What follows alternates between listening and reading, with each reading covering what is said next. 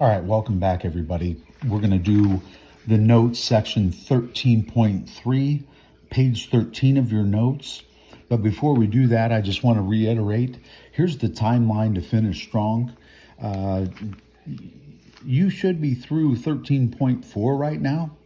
I know I gave you a hint earlier and said, hey, start by doing 13.5. It will take you about 10 or 15 minutes. It's about stock market prices and capital gains and so on. That shouldn't take you very long at all. Remember, everything is due this Thursday night, the 7th of May. The test will be Friday. Obviously, the test is open book and open note, so there's no need to memorize any formulas. Just make sure everything is at your disposal during the test. At the bottom of page 13, if you're working with annual percentage rates and the number of payment is not on table 5 on the front page of this notes, so let's say we take out a loan and it's for something other than 12, 18, 24. If it's an obscure number of months, we can't use this chart, okay? But the good news is somebody used a formula to fill in this chart a long time ago, and that formula is here on the bottom of page 13. So there are a couple of errors. If you looked at the Fix Your Formula video, the error that we need to fix on this one is that this is encapsulated in parentheses right down there. So make sure that you fix this formula before you take the test. So we're going to use this formula to calculate age. Notice, if you're using to find H for unearned interest, then your end value is actually the number of monthly payments that you have left, the K value, okay? The remaining monthly payments. That gets a little tricky. But remember, if you're using this formula to calculate H for unearned interest, we're using the remaining number of months for that calculation. So I've already started taking inventory of everything I had and everything I'm looking for. On problem 22, Steve borrowed $4,000 to pay for some music equipment. His loan contract states an annual percentage rate of 9.8 and stipulates 28 monthly payments of $160 each. He decides to pay off the loan in full at the time of his 19th payment. So he would have an additional 9 payments after that, the difference between 28 total and 19 that he's on. Find the unearned interest using the actuarial method, so I wrote down the formula, and the payoff amount, so I wrote down the formula. So whenever you guys get stuck, pick out some keywords in the problem, write down the formula, and then, let's see, I need K. I've got that. K is the number of payments left, 28 minus 19. I need R. That's the number of, the amount of his payment, each one of his payments, he was paying 160. And I need H. Unfortunately for us, we don't have H. So we're going to need to find it.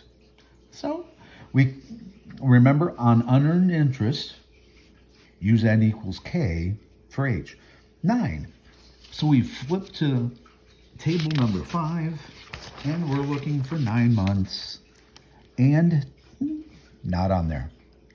So once your number of months is not on there, we're going to have to use the fancy H formula.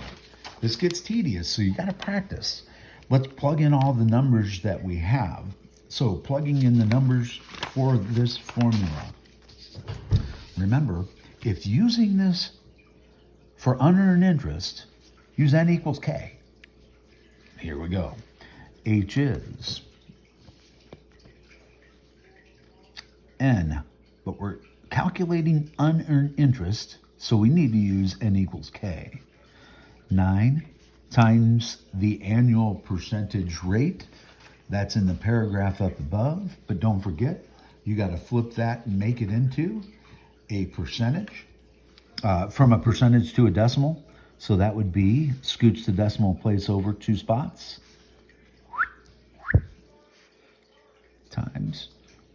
0.098. Are you following that? Times 100 divided by 12. Get a number for the top. Write it down. Keep all the significant digits. And then get a number for the bottom. Here's the bottom.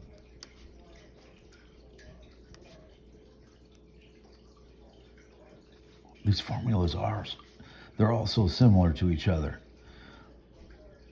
When using this formula to calculate unearned interest, use n equals k. Okay? So that is -9th power. Get an answer for that. And then don't forget to subtract 100. So pause the video and try this by shoving it into your calculator to see if you get the same thing that I did earlier. 4.13. 4.13. That's our H value.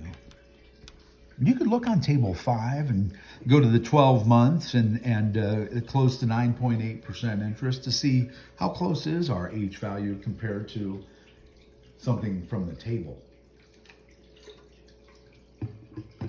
All right, now we have the missing ingredients that we can find the unearned interest. So we had to find this, even though the question didn't ask for it. We had to find this so that we could use it in our formula. Now, to calculate U, I'll throw it right up here. I hope you can see this, guys. U is K R, the number amount of your monthly payment, and H, the pre-calculated 4.13. The pre-calculated 4.13. Again, this computation you guys can do in your head, so do that computation in your head. If not, make sure you encapsulate that in parentheses. A lot of room for careless error. Pause the video and see if you can plug this in and get the same thing I did.